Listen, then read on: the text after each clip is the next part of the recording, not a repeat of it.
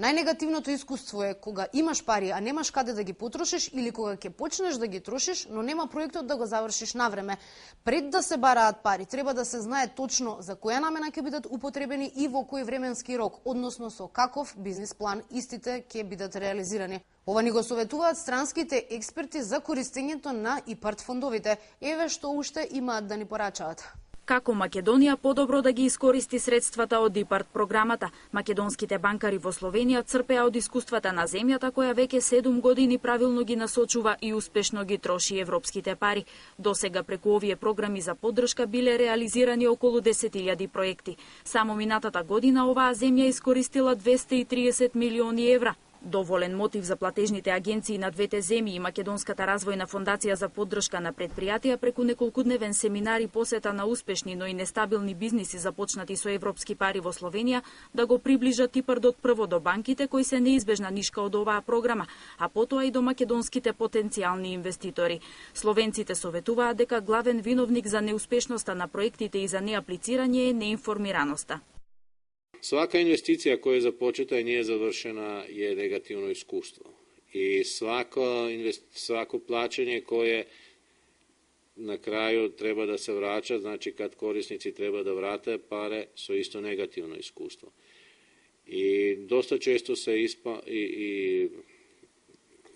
испадне да е то пред свега због тога да корисници нису били свесни свих обавеза koje treba da ispune i posle primanja sredstava, ne samo prije toga. Prijemnik treba da ispuni neke uslove, a obično to znači da treba da ispunjava neke uslove i posle završetka investicije i posle primanja sredstava.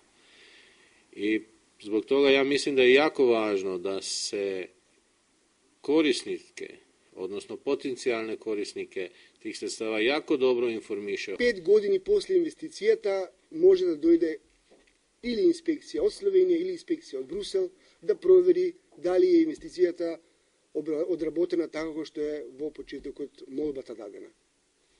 Така да мора да биде све, пошто едва чека да ги земат парите назад. Словенечките инвеститори на Македонската платежна агенција и на банките им советуваат да го скратат времето на издавање на решенијата за фирмите да можат побрзо да почнат со инвестициите и со користењето на средствата, да ги скратат роковите на исплата на неповратните средства и да размислат за аванси. Треба да се чека додека инвестициите не заврши сосема.